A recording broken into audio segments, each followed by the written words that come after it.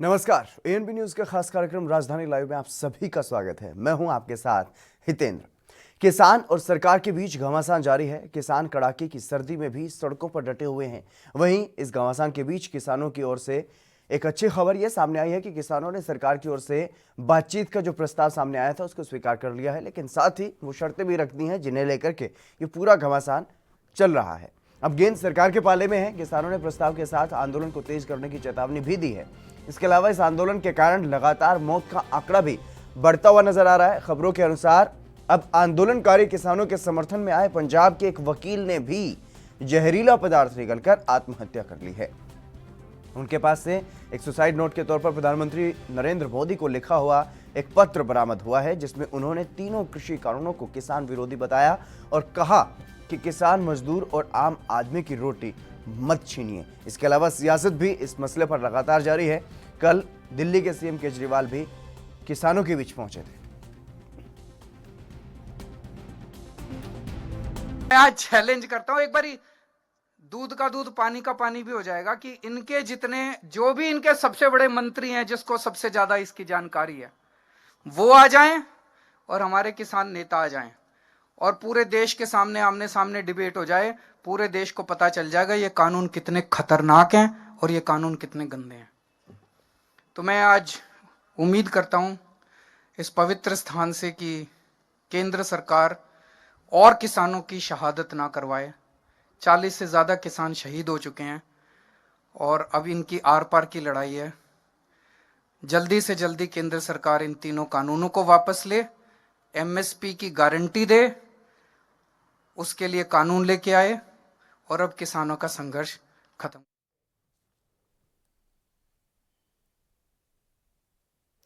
राजीव तिवारी हमारे संवाददाता हमारे साथ जुड़ गए अधिक जानकारी के साथ। राजीव, क्या कुछ जानकारी है फिलहाल किसानों की तरफ से, क्या कुछ रणनीति बनाई जा रही है? और जिस तरीके से अब ये खबर सामने आ रही है कि एक वकील ने और वहां पर आत्महत्या कर ली है जहरीला पदार्थ निकल करके किसानों के समर्थन में। ये सही बात है। बिल्कुल जिस तरीके से लगातार का लगभग 40 से ज्यादा लोगों की जो मौत हो चुकी है इस आंदोलन के अंदर, और कहीं ना कहीं सरकार के ऊपर जो प्रेशर बनाता नजर आ रहा था वो कहीं ना कहीं बनता हुआ भी नजर आ रहा है। मगर बात करें जिस तरीके से अब जो कल अरविंद केजरीवाल जी पहुंचे थे और अरविंद केजरीवाल जी ने खुद कहा कि केंद्र सरकार जो है वो किसान हितैषी नहीं है और कहीं ना कहीं जो कृषि कानून है वो किसानों के हित में नहीं लाया गया है बल्कि में पूंजीपतियों के हित में लाया गया है। और कहीं ना कहीं उससे फायदा जो है वो पूंजीपतियों को होने वाला, क्योंकि जो किसानों की जमीन है वो चली जाएगी और कहीं ना कहीं उसका जो प्रॉफिट होगा वो जो पूंजीपति है उन्हीं को होने वाला है। मगर कहीं ना कहीं जो आम आदमी पार्टी ने जो सीधा सीधा इशारा किया है, जो 70 साल में आज तक किसानों के साथ इस तरीके की जो कह सकते हैं दुर्व्यवहार किया जा रहा है और किसानों को कह सकते हैं हितों में कहीं ना कोई भी बड़ा कदम नहीं उठाया जाता है। ये 70 सालों के अंदर ऐसा कभी भी नहीं होना चाहिए था, बल्कि हमें किसानों के बारे में सोचना चाहिए था। मगर अभी तक केंद्र सरकार जो है वो किसानों के बारे में नहीं सोच रही है, क्योंकि आज जो बैठक होने वाली है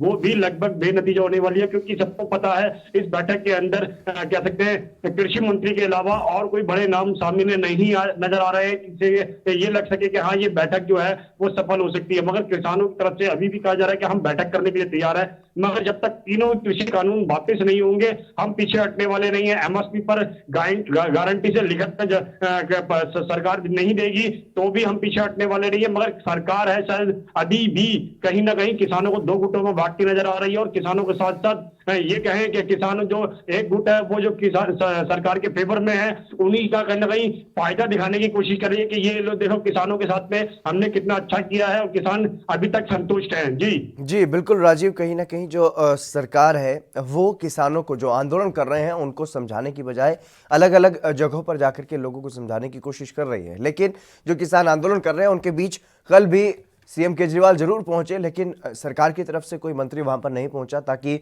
उनको समझाया जा सके। और क्योंकि कल खास दिन मनाया जा रहा था और शहीदों को याद किया जा रहा था, गुरुपुत्र थे, गुरु माता थे, उनको याद किया जा रहा था, ऐसे में वहां पर किसी मंत्री को पहुंचना चाहिए था बातचीत का प्रस्ताव लेकर के और वहां पर उनको समझाने की कोशिश की जानी चाहिए थी। देखिए बिल्कुल सही कहा आपने। जिस तरीके से बात करें, कल शहीदों का दिन जरूर था, मगर कहीं ना कहीं केंद्र सरकार के अगर एक मंत्री भी अगर किसानों के बीच में पहुंचते तो कहीं ना कहीं किसानों को लगता कि हाँ, सरकार उनके बारे में सोच रही है और कहीं ना कहीं इस आंदोलन को खत्म करने के साथ साथ किसानों के हितों की जो के रक्षा करने की जो बात है वो कहीं ना कहीं करती नजर आती। मगर केंद्र सरकार की तरफ से एक भी मंत्री और या फिर कह के कोई भी उनका नुमाइंदा नहीं पहुंच पाया उनके किसानों के बीच में। मगर जिस तरीके से अरविंद केजरीवाल जी पहुंचे और अरविंद केजरीवाल ने साफ साफ कह दिया कि केंद्र सरकार जो है वो किसानों के बारे में नहीं सोच रही है, बल्कि मैं अपनी राजनीति के चमकाने के चक्कर में लगी हुई है। और कहीं ना कहीं केंद्र जो किसान हैं उनसे उनको केंद्र सरकार को कोई मतलब नहीं है, सिर्फ वो अपने जो पूंजीपति हैं उन्हीं के बारे में सोच रही है। क्योंकि जो 70 साल के अंदर किसानों के बारे में नहीं सोचा गया, वो केंद्र सरकार अब क्या सोचेगी। मगर कहीं ना कहीं सीधा सीधा इसमें राजनीति जरूर नजर आ रही है, क्योंकि जिस तरीके से अरविंद केजरीवाल ने डायरेक्ट केंद्र सरकार के ऊपर हमला किया है, तो कहीं ना कहीं केंद्र सरकार का भी पलटवार अरविंद केजरीवाल के ऊपर होगा और कहीं ना कहीं देखना होगा किस तरीके से केंद्र सरकार पलटवार करती है। मगर एक चीज स्पष्ट है, इस खींचातानी के अंदर कहीं ना कहीं किसानों को एक तरफ किया जा रहा है और किसानों की जो मांग है, यानी कि जो लगभग 1 महीना हो चुका है और वो कहीं ना कहीं जो उनकी मांग है वो पूरी नहीं की जा रही है। और लगभग कह सकते हैं किसानों की तरफ से यह भी कहा गया है, आम जनता से भी अपील की गई है कि 1 जनवरी यानी कि साल का जो पहला दिन है वो किसानों के बीच में आकर मनाएं और जो लंगर है वो ग्रहण करें, ताकि सरकार को फर्क पड़ सके। मगर लगता नहीं है सरकार को कोई फर्क पड़ने वाला है, ना ही आज की बैठक से और ना ही एक जनवरी को जो कह सकते हैं जो जनता से अपील की गई है किसानों की, वो भी शायद किसानों को सरकार को कोई फर्क नहीं पड़ने वाला। मगर कहीं ना कहीं सरकार को प्रेशर जरूर पड़ रहा है। सरकार इस तरफ किसानों की तरफ जरूर नहीं देख रही है, मगर हाँ एक तरफ ये जरूर है, जिस तरीके से वो अपना प्रॉफिट दिखा रही है पंचायत चौपाल के द्वारा या फिर पंचायतों के द्वारा, जो जहाँ पे चौपाल लगाई जा रही है, जहाँ पे बीजेपी के जो तमाम नेता हैं वो पहुंच रहे हैं, मगर सिर्फ उन्हीं जगहों पर पहुंच रहे हैं जहां पर उनका खुद का दबदबा है, यानी कि बीजेपी का दबदबा है। जी, इसके अलावा क्योंकि ये समझा जा सकता है राजीव, जिस तरीके से बीजेपी, अगर बात की जाए केंद्र सरकार की, तो केंद्र सरकार ने 2 तरीके से शायद रणनीति बनाई है कि विपक्ष को सरकार के जो लोग हैं वो देखेंगे, उनसे वो निपटने का काम करेंगे, और इसके अलावा जो किसान आंदोलन चल रहा है उनके सामने किसानों के रूप में किसानों को ही खड़ा कर दिया जाएगा, ताकि आपस में जो टकराव की स्थिति है वो और भी ज्यादा बन सके और ये आंदोलन जो है वो कमजोर हो जाए। देखिए बिल्कुल सही कहा आपने। एक चीज तो स्पष्ट है, केंद्र सरकार की जो रणनीति है वो है डिवाइड एंड रूल की वाली, यानी जो अंग्रेजों वाली रूल थी वही ये किसानों के साथ भी अपना रहे हैं, क्योंकि किसानों को अभी भी इन्होंने 2 गुटों में बांट रखा है। और एक कहीं ना कहीं जो गुट इनका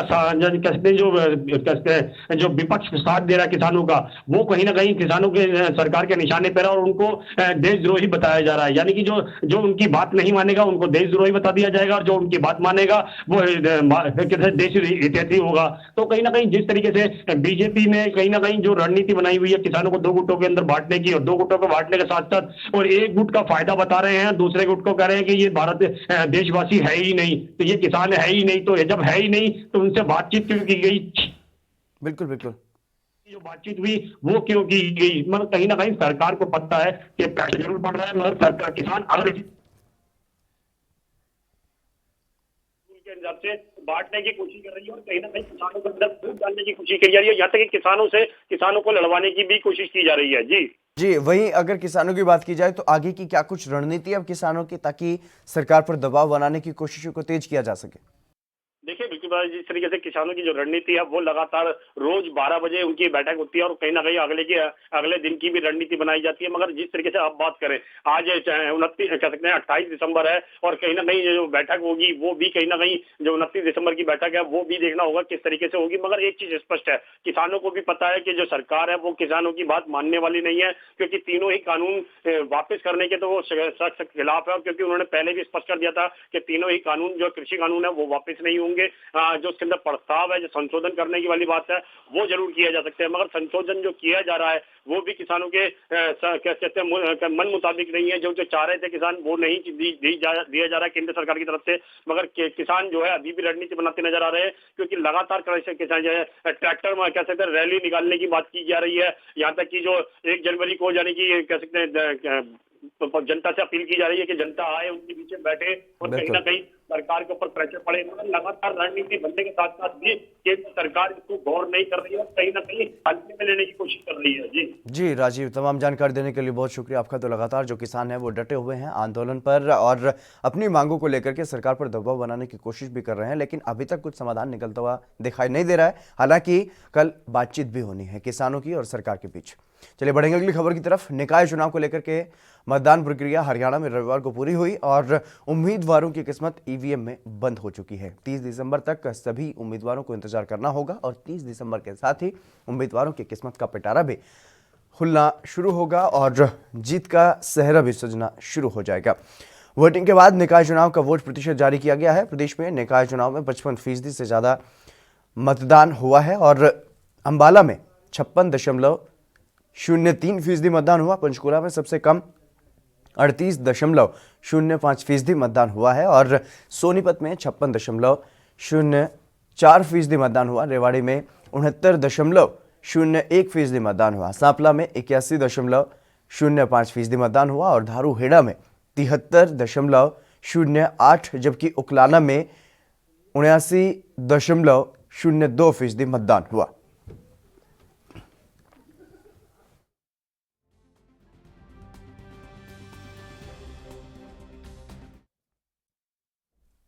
अभिषेक तक्षक हमारे साथ हमारे संवाददाता जुड़ गए हैं अधिक जानकारी के साथ। अभिषेक, क्या कुछ जानकारी है जिस तरीके से ये जो निकाय चुनाव हुए हैं इसमें जो वोट फीसद रहा है वो काफी कम रहा है? हालांकि जो ग्रामीण इलाके हैं सांपला, धारूहेड़ा, रेवाड़ी, वहां पर भारी संख्या में लोग वोट करने के लिए बाहर निकले, लेकिन अगर पंचकुला की बात की जाए तो पंचकुला में सबसे कम वोटिंग हुई। जी बिल्कुल, देखिए जो निकाय चुनाव में जो मतदान हुआ सबसे कम जो वोटिंग है पंचकुला में ही यहाँ की गई है।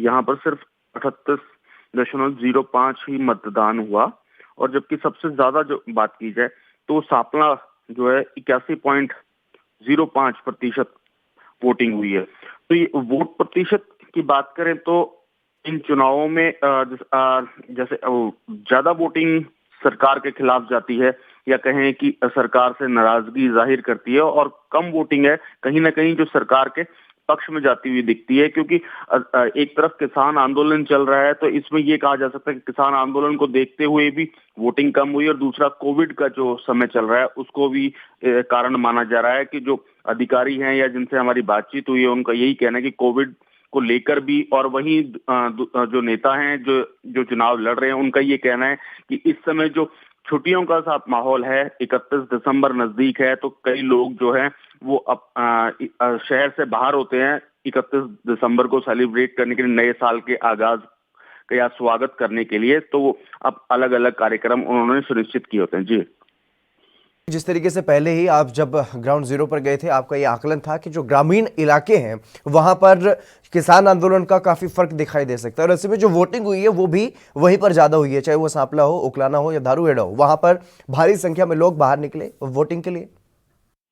जी बिल्कुल, शहरी इलाकों में वोटिंग कम हुई और जो ग्रामीण इलाके हैं वहां पर वोटिंग ज्यादा हुई। तो इसका किसान आंदोलन से भी जोड़ के देखा जा सकता है कि किसान आंदोलन को सपोर्ट करते हुए या फिर एक बदलाव चाहते हुए भी जो ग्रामीण इलाके हैं वहां पर वोटों का मत का अधिकार जोरों पर किया गया है। जी हितेंद्र, इसके अलावा जिस तरीके से हरियाणा में कांग्रेस और बीजेपी जेजेपी के बीच ये टक्कर जो है, बीजेपी जेजेपी एक साथ होकर के लड़े हैं और कांग्रेस दूसरी तरफ अकेले लड़ी है, ऐसे में ये जो टक्कर है वो सरकार वर्सेस विपक्ष की बताई जा रही है। तो ऐसे में क्या कुछ नतीजे जो है वो आते हुए दिखाई दे रहे हैं? जी बिल्कुल, देखिए सीधी सीधी कांग्रेस जेजेपी भाजपा प्लस कांग्रेस में ही सीधी टक्कर है, क्योंकि जेजेपी और बीजेपी गठबंधन में है और ये चुनाव इकट्ठे लड़ रहे हैं और कांग्रेस इस बार सिंबल पर चुनाव लड़ रही है। और वहीं बात करें आईएनएलडी की, इंडियन नेशनल लोकदल ने इस बार किसान आंदोलन को सपोर्ट करते हुए उन्होंने ये चुनाव न लड़ने का फैसला किया था। तो सिर्फ इसमें अब मैदान में सिर्फ दो पार्टियां ही बचती हैं, तो एक सरकार कहें बीजेपी और जेजेपी और दूसरा कांग्रेस। तो अभी इसमें ये साफ तौर पर नहीं कहा जा सकता कि पलड़ा किसका भारी रहेगा। इसके लिए 30 तारीख तक का इंतजार करना होगा और 30 तारीख को सब क्लियर हो जाएगा कि जो जीत का ताज है वो किसके सर सजता है। जी बिल्कुल अभिषेक, तमाम जानकारी देने के लिए बहुत शुक्रिया आपका। तो जिस तरीके से हरियाणा में निकाय चुनाव हुए हैं, वोट का प्रतिशत कई जगहों पर काफी कम देखने को मिला और पंचकुला में सबसे कम जो है वो वोटिंग हुई, लेकिन जो ग्रामीण इलाके वहां पर बंपर वोटिंग हुई और उसका सीधा असर किसान आंदोलन की वजह से जो है वो पड़ता हुआ दिखाई दे रहा है, ऐसी जानकारी मिल पा रही है। चलिए बढ़ेंगे अगली खबर की तरफ। छत्तीसगढ़ के बीजापुर जिले में माओवादी विरोधी अभियान के तहत थाना बासागुड़ा से सुरक्षा बलों को बड़ी कामयाबी हासिल हुई है। पुलिस और सुरक्षा बलों की संयुक्त टीम माओवादी विरोधी अभियान पर निकली थी। अभियान के दौरान पुसबाका के जंगलों से पुलिस पार्टी को देकर के 3 माओवादी भाग रहे थे, जिन्हें पकड़ लिया गया। पकड़े गए माओवादियों के कब्जे से 5 किलो प्रेशर कुकर बम और डेटोनेटर, कार्डियक वायर, बैटरी, बिजली का तार, बैनर और नक्सली साहित्य बरामद किया गया है। नक्सल विरोधी अभियान जो है वो चलाया जा रहा है और उसी के तहत ये बड़ी कामयाबी सुरक्षा बलों को मिली है। 3 नक्सली गिरफ्तार किए गए हैं, उनके पास से नक्सली साहित्य बरामद किया गया है और जिस तरीके से भारी मात्रा में विस्फोटक पदार्थ उनसे मिले हैं, ये कहीं ना कहीं एक बड़ी कामयाबी सुरक्षा बलों को मिली है। सुरक्षा बलों की टीम जो है, संयुक्त टीम, पुलिस और जो अर्धसैनिक बल होते हैं वो, उनकी संयुक्त टीम का ये ऑपरेशन।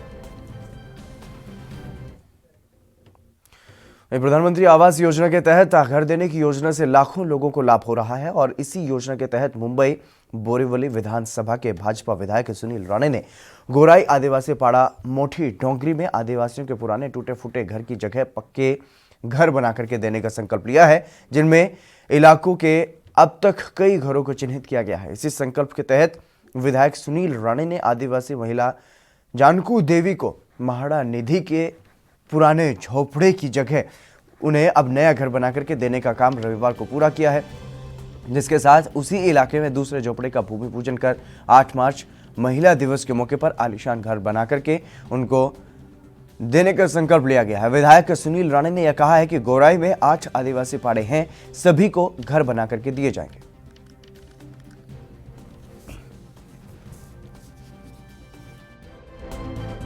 मुंबई बोरीवली विधानसभा का ये गोराई पाड़ा है, जहां पर लगभग आदिवासियों की संख्या काफी ज्यादा है। यहाँ के विधायक सुनील राणे जी ने अथक प्रयत्न से लगातार लोगों को आवास देने की योजना कर रहे हैं। हालांकि एक घर अभी आपने देखा कि उनको दिया गया है, दूसरे घर की तैयारी है। सुनील राणे जी, सबसे पहले बताइए कि किस तरह की योजना है और इस घर को किस तरह से आप कायाकल्प करने वाले हैं? वैसा आप लोगों ने सबने मोठी डोंगरी में जो हमारी जानकुताई है यहाँ पर खड़ी है, 88 वर्ष की वृद्ध महिला है, उसका एक घर हमने बना के दिया जो बिल्कुल ऐसा था। जो मेरे पीछे जो ये घर है, ये पिछले 60 वर्षों से है। यानी आप इसके अंदर जाके देखोगे तो रहने लायक कुछ भी नहीं है। चारों तरफ से बैम्बू है। अगर बारिश में ये कैसे अपना जीवन यहाँ पर बिताते होंगे, ये मेरे लिए प्रश्न था। तो इसको भी जैसा आप लोगों ने वहाँ पर देखा वैसे ही इस घर का भी निर्माण होगा। आने वाले समय में यहाँ पर करीबन 8 से 9 आदिवासी पाड़े हैं। एक नई कल्पना के रूप में हर आदिवासी पाड़े में वैसा एक एक घर हम बनाएंगे। उसके पश्चात एक नई कल्पना मैं कर रहा हूँ, जामदार पाड़ा। अगले बार आपको लेके चलूँगा। वो बहुत पहाड़ पे है, यहाँ से दिखता नहीं है, लेकिन आप जाओगे तो आपको लगेगा 400-500 फुट ऊंचाई पे वो पहाड़ है और बिल्कुल वहाँ से पूरी बोरीवली दिखती है। तो वहाँ पर हम एक आदिवासी टूरिज्म कर रहे हैं। आदिवासी टूरिज्म माने वहाँ पर एक 4-5 घरों का निर्माण करके वहाँ पर आदिवासी जो आर्ट एंड क्राफ्ट कहते हैं, जो कला कुसर ये लोग करते हैं, बहुत बढ़िया करते हैं। तो जैसे कि चित्र की पेंटिंग करना, आदिवासियों के माध्यम से बैम्बू के अलग अलग छोटे छोटे हस्तकलाओं की वस्तुएं बनाना, ऐसा वहाँ पर मैं एक काम कर रहा हूँ। आदिवासी पाड़ा में बहुत ऊपर है वो। तो ऐसा करते हुए एक नई योजना है। आदरणीय प्रधानमंत्री कहते हैं कि लगातार गरीबी की रेखा के नीचे रहने वाले हर गरीब को अपना घर मिले इस देश में।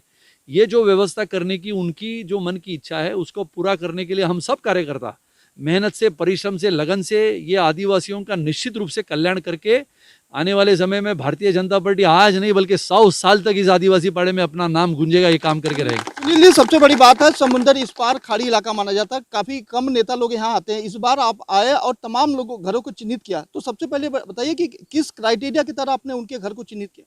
एक क्राइटेरिया जो है जिसको कहते हैं कि वन क्षेत्र में आदिवासियों को घर, ये अभी सितंबर में अपने राज्यपाल आदरणीय राज्यपाल जी ने एक अध्यादेश जारी किया है। उसके तहत ये घरकुल की योजना बनाई जाती है, जिसमें कोई भी विधायक, सांसद अपने निधि का इस्तेमाल करते हुए इनको घर बना के दे सकता है। तो मुझे लगता है जो यहाँ के नगर सेवक थे, पूर्व नगर सेवक शिवानंद शेट्टी जी ने ये जो रास्ते वगैरह है उन्होंने अपने फंड के माध्यम से बनाए। तो मैंने नई कल्पना की, रास्ते, पीने की पानी की योजना, आरोग्य की सुविधा, ये महानगर पालिका तो करती है। नगर सेवक पहले शिवानंद शेट्टी थे, वापस यहाँ पर नगर सेवक करते हैं काम। लेकिन ये जो कल्पना है, जो अपना घर, हम सब जानते हैं कि अपने घर में रहने की जो एक स्वप्नवत दुनिया होती है, वो दुनिया के लिए लोग तो पूरा जीवन बिता देते हैं। अब ये सोचो 88 वर्ष हो गए, उस बेचारी को घर क्या था, आज उसको लगता है कि मेरा घर है, मेरा हक का घर मिला है। और सचमुच में आने वाले समय में निश्चित रूप से ये काम आगे बढ़ाएंगे। आप जिस घर का उद्घाटन अभी करने जा रहे हैं, कितने दिनों में बनेगा, कब से काम शुरू होगा, किस क्राइटेरिया के तहत उनको घर सौंपा जाएगा, कब सौंपा जाएगा, बताइए। ये घर आने वाले, जैसा वो मैंने एक आदिवासी दिवस होता है 9 अगस्त को, तब मैं यहाँ पर आया था ये आदिवासी इलाके में, तब मैंने कहा था मैं ये घर बना के दूंगा। कोरोना के इस संकट काल में जैसे जैसे अपने लिए कामगार उपलब्ध हुए, वैसा ये 3 महीने में घर बना। इसकी शुरुआत जनवरी से होगी और मुझे लगता है 8 मार्च को अंतर्राष्ट्रीय महिला दिन हम मनाते हैं। 8 मार्च को महिला दिन के उपलक्ष्य में ये घर बनके तैयार होगा। आप लोगों को उसको हम बुलाएं। तो जाहिर तौर पर आप देख रहे हैं जिस घर का भूमि पूजन किया जा रहा है उसका शुरुआत जो है 8 मार्च के दिन जो है दे दिया गया। दूसरी तस्वीरें आपको दिखाएंगे, ये वही घर है, प्लास्टिक का घर है, लकड़ी का घर है, पत्थर का घर है, जिसको बनाया गया है, उसी में ये आदिवासी लोग रहते हैं। हालांकि जिस योजना के तहत विधायक जी बात कर रहे हैं उस योजना के तहत इनको घर दिया जाएगा, लेकिन सवाल ये उठता है कि क्या गोराईपाड़ा में बसने वाले ऐसे तमाम घर वालों को उनको इस तरह का घर मिलेगा क्या, ये एक सवाल है। कैमरा पर्सन प्रकाश सोनी, एनबी न्यूज, मुंबई। आदिवासी परिवारों के लिए अब कहीं ना कहीं ये जो है राहत की खबर सामने है कि उनको आवास जो है वो बना करके दिए जा रहे हैं। केंद्र सरकार की तरफ से उनको आवास दिए जा रहे हैं, जिस तरीके से वो झुग्गी झोपड़ियों में रहने को मजबूर है।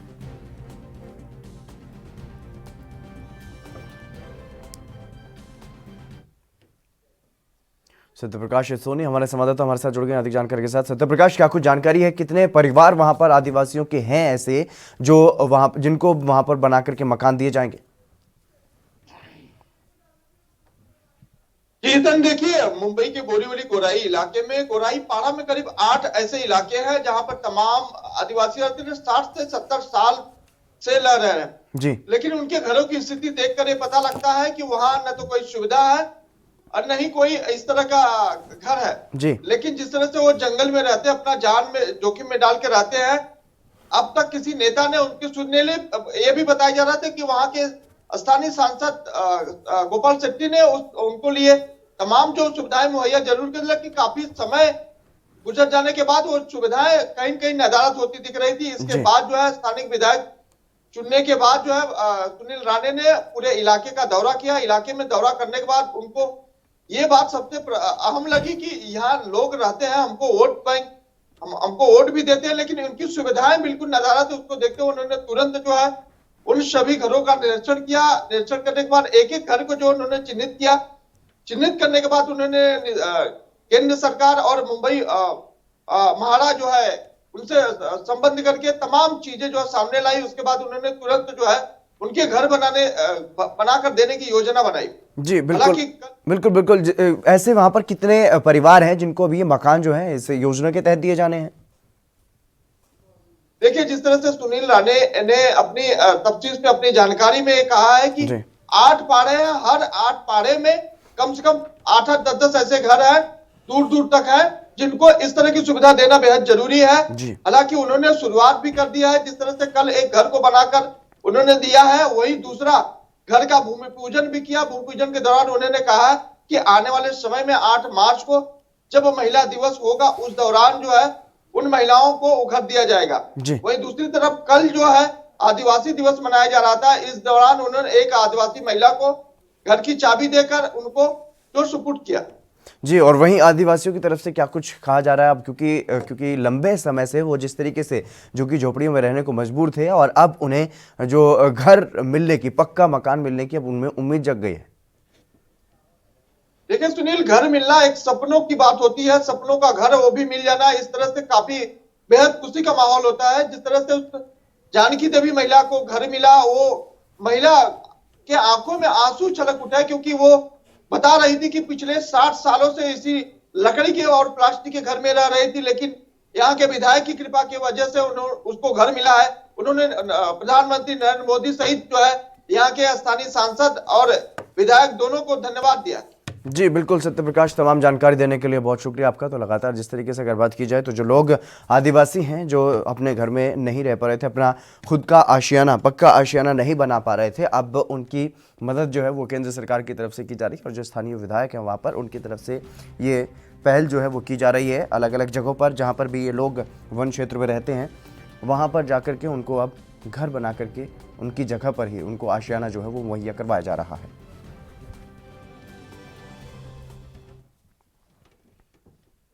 इस बुलेटिन में बस इतना ही। आप बने रहिए ANB न्यूज़ के साथ।